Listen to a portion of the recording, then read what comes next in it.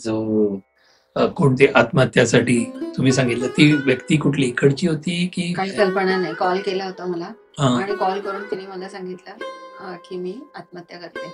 ओ बापरे. तर मी म्हणाले की ठीक आहे, आत्महत्या करणारच ठीक आहे, पण आत्महत्या करण्या अगोदर एक काम कर म्हटलं, तुझ्याबरोबर हॉस्पिटलला जे ऍडमिट होते ना, त्यांच्याशी तुझी मैत्री झाली असेल, त्यांचं मत जाणून घे, त्यांना काय वाटतं आणि त्यांच्यासाठी काहीतरी करता आलं तर बघ.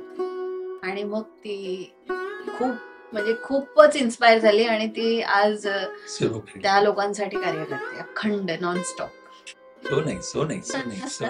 अशा अनेक किती किस्से असतील, अनेक गोष्टी आहेत. ड्रग ऍडिक्शन वाले आहे,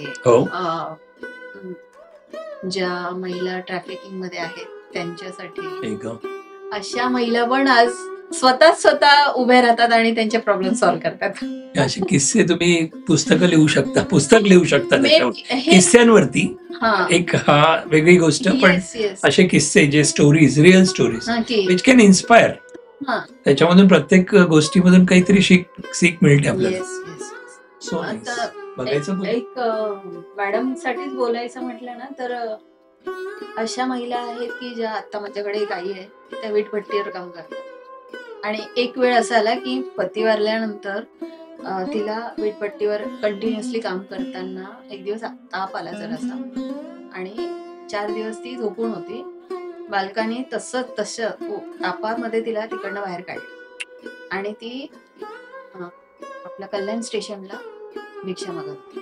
चालत वाड्यापासून कल्याण स्टेशनला चालत गेली आणि तिथे भिक्षा मागत राहिली आणि तिच्यावर ते ऍडिक्टेड वाले असतात, जे ड्रग ऍडिक्टेड वाले, ते लोकांनी मिसबिहेव केला. त्याच्यानंतर मग तिचा पाय गँग्रीन झाला, तो कट होऊन हॉस्पिटलाइज झाल्यानंतर सिव्हिल हॉस्पिटलमधनं 6 महिन्यानंतर ती आपल्याकडे आली आणि आज जवळजवळ 8 वर्ष झाली आपल्याकडे आली. आज हे किती सोपं टेक्निकल हे आहे की तुम्ही वयाच्या 95-99 वर्षापर्यंत पण हे काम करू शकता सहजरीते. तो किस्सा याच्यामध्ये लिहिलाय तुमच्या वेबसाईट वरती, याच लेडीचा, छोटासा मध्ये, पूर्ण नाही पण ते असं लिहिलेलं. एक्झॅक्टली, मी नावं अशी काही नोट केलेली होती म्हणून माहिती होती. तर हे किती सहज सोपं आहे. परमेश्वराने मला जेव्हा पण माझी मुलगी गाडी ड्रायव्हर वगैरे देते ना, तेव्हा मी रस्त्यावरून जाताना लोकांना बघते, बसमध्ये चढताना, चालत जाताना किंवा बाईकवरनं अगदी जीवाचे हे करत जाताना, तेव्हा मी एक दिवशी खूप हर्ट झाले आणि मला असं वाटलं की मी चालते, मी बसले आरामात, एसी मध्ये बसले, मी चालले व्यवस्थित आणि हे लोक किती स्ट्रगल करतात.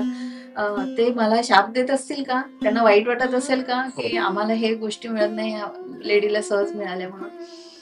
तेव्हा माझे गुरु केतन सर म्हणाले की तुम्ही सर्वांसाठी विचार करता, ते लोक आपल्यासाठी विचार करतात. हा एक फरक आहे. त्यामुळे तुम्हाला फास्ट काम मिळवण्यासाठी आणि करण्यासाठी परमेश्वराने ही संधी दिली, ती त्याचा उपभोग घ्या आणि चाला पुढे.